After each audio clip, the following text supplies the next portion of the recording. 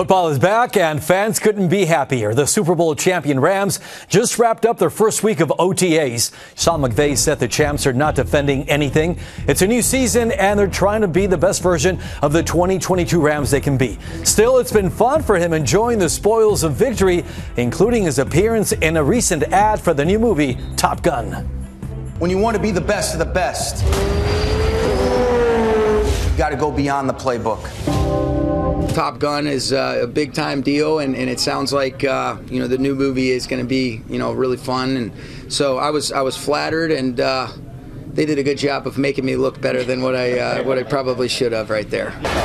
Let's ride. Having any fun yet? Pretty obvious McVay is having fun, and who can blame him? Kevin, when football is over, do you think McVay has a future in acting? I mean, you never know. This is Hollywood. Now, I will say, not to take anything away from Sean McVay, but hey, play a football coach giving a motivational speech to a room of guys. I mean, he's kind of doing something that he does on a week in, week out basis. So I don't know if you can necessarily call that acting. But look, we saw that the Rams had their giant, draft trailer. We've seen them, foray into Hollywood to a certain degree over these last couple of months. And so, look, if that's something that Sean McVay wants to do, he certainly has the look and the charisma for it. So why not? Yeah, I think whatever Sean McVay chooses to do, he's probably going to be a success at it. I can hear his voice right now ringing in my ears. Wherever your feet are let be planted with those feet. He has a way of whatever it is that he's doing, he's going to put maximum effort into it, whether it's acting, broadcasting, being a motivational speaker, running for office. I don't care what it is. Sean McVay, my money is on him being a success. My money is on you, Vinny, being in Top Gun 3. McVay is already raving about his new wide receiver, Allen Robinson. Vinny, are Robinson and Cooper Kupp the best receiving duo in the NFL? I'm going to put receiving in quotation marks right now because there's a duo here in Las Vegas, and we're going to have to see it on the field just like we're going to have to see it with the Rams and Robinson and Kupp. But when you talk about, I know Darren Waller is a tight end, but when you talk about Devontae Adams and Darren Waller as two receiving threats, boy, I'll tell you what, it doesn't get much better than that. Then you add a guy by the name of Hunter Renfrow to that equation, and that's a pretty good trio. So I think when it's all said and done, no disrespect to Cooper or Allen Robinson, but when it's all said and done, Devontae Adams and Darren Waller are going to do some spectacular things.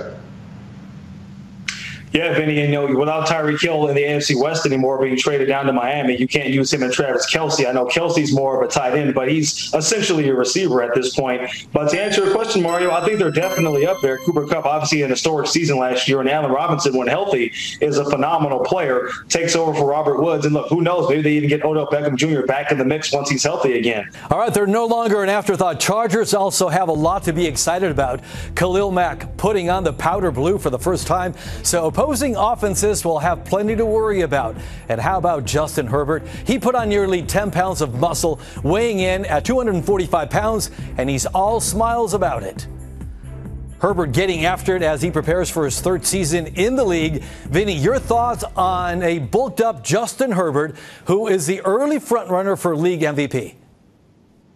Yeah, he's as spectacular as it gets. And for the Chargers to have gotten them where they got him in the draft, he just kind of fell into their lap. And he's the future of the NFL. Is he the MVP odds-on candidate right now? My money's on Josh Allen in Buffalo, and I think it's sort of going to be. It feels like it's going to be the Buffalo Bills' year. But I would not be surprised at all if Justin Herbert is in that conversation at the end of the season. Yeah, I'm with you, Vinny. And Josh Allen probably should be the favorite, too, just like he was going into last season. But I will say, knowing how difficult the AFC West is going to be this year, if Justin Herbert can find somehow, some way to lead the Chargers to an AFC West division championship and continue to put up big numbers, there's no reason why he can't be the MVP, because this is going to be one of the toughest divisions, if not the toughest division on paper, maybe in the history of the NFL. Yeah, Kevin, I saw Justin during the recent draft celebration they had there at SoFi. I give him a quick hug, man. This guy's made out of steel. Chargers made a lot of changes also to their defense, headlined by the trade for Kahlil Mack. Kevin, how good will that side of the ball be in a loaded AFC West? Well, look, it should be a much better. You're in year 2 under Brandon Staley's system. They had very much a bend but don't break sort of defense last year.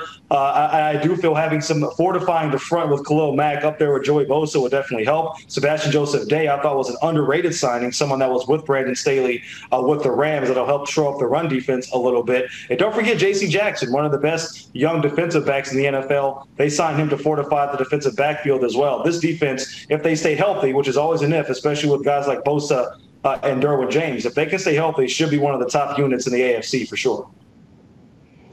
And I agree with Kevin. It was a bend but don't break defense, except I saw it break at Allegiant Stadium in that game that decided the Raiders going to the playoffs. They needed to shore up the defense. Did they do enough? We'll see. I think J.C. Jackson was a really good pickup, Kahlil Mack.